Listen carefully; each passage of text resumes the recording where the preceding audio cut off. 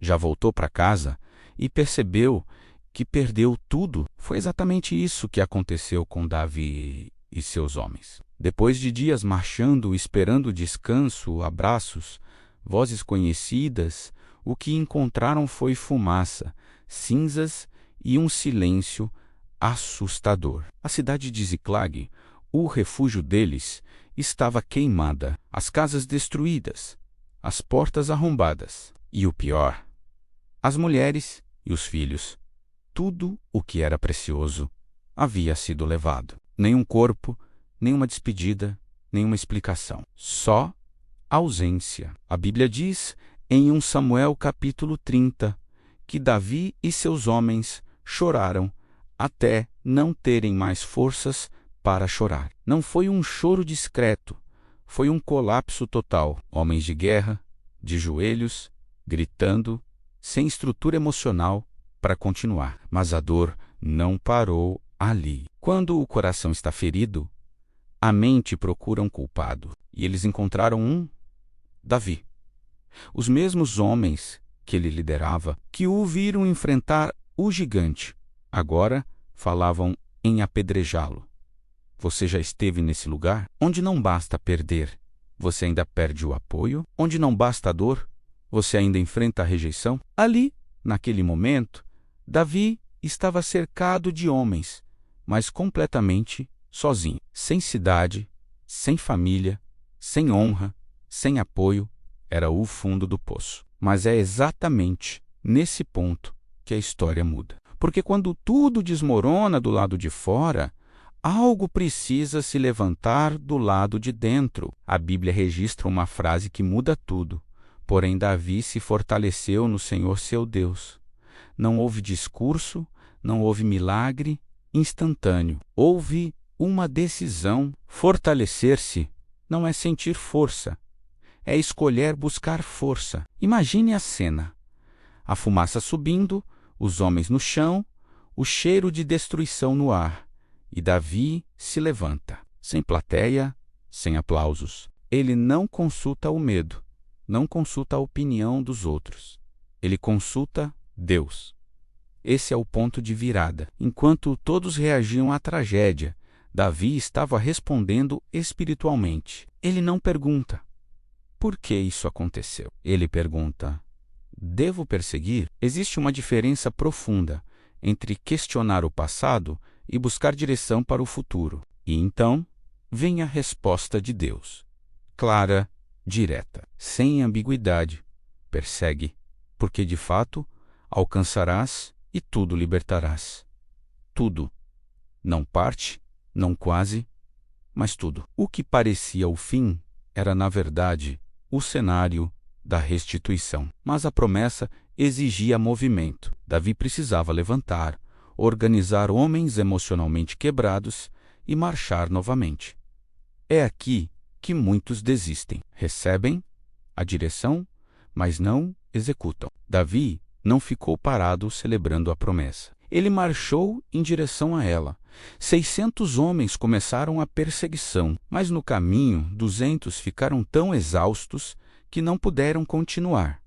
Mais uma redução, mais uma aparente perda, mas 400 seguiram. E no meio do nada encontram um egípcio abandonado, doente, fraco, esquecido. Ele era servo dos amalequitas, o povo que destruiu Ziclag. O detalhe que muitos ignorariam se tornou a chave da vitória. Davi cuida do homem, o alimenta e depois pergunta se ele pode levá-los até o acampamento inimigo. Aquele que foi descartado pelo inimigo se torna o instrumento da restituição. Não é coincidência, é direção divina. Quando Davi chega ao acampamento, os amalequitas estão distraídos, celebrando, confiantes de que ninguém os alcançaria. Mas a história ainda não havia terminado. Davi ataca, a batalha é intensa. E o texto é claro. Davi recuperou tudo. Tudo o que haviam levado. Tudo o que parecia perdido.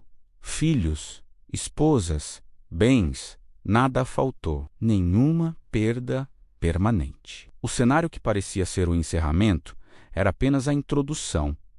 Você entende o que isso significa? O dia que começou com cinzas, terminou com restituição. O homem que quase foi apedrejado se tornou um líder restaurado. O processo foi colapso, fortalecimento interior, direção divina, movimento obediente e, por fim, restituição completa. A maioria para no primeiro estágio, poucos chegam ao quinto, porque a restituição exige resistência. Quando você pensa que acabou, Deus está só começando. Ziklag não foi o fim de Davi, foi o treinamento final antes do trono. Pouco tempo depois, o rei Saul morre e Davi começa a ser estabelecido como rei de Israel. Se Ziklag não queimasse, talvez ele nunca experimentasse o nível de dependência de Deus que precisaria para governar. Às vezes,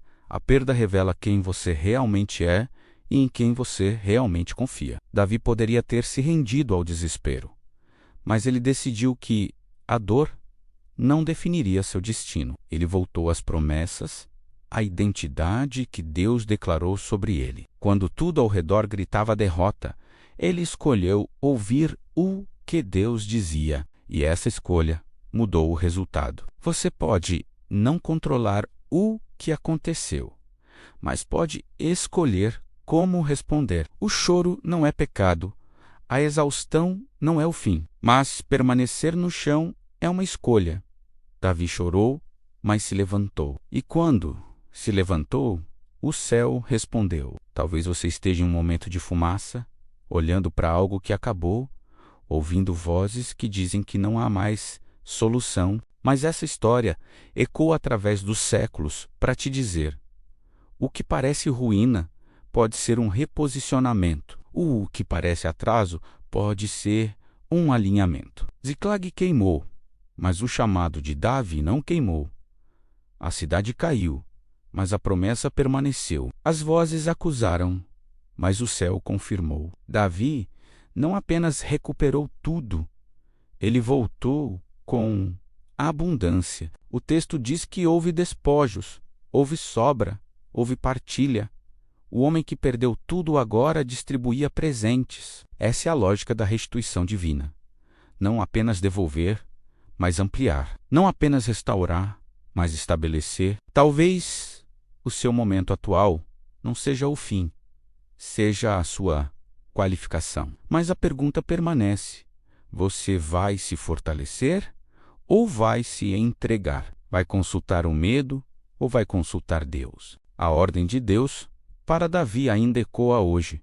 Persegue, não fuja, não paralise, não desista. Persiga o que Deus prometeu. Persiga sua identidade.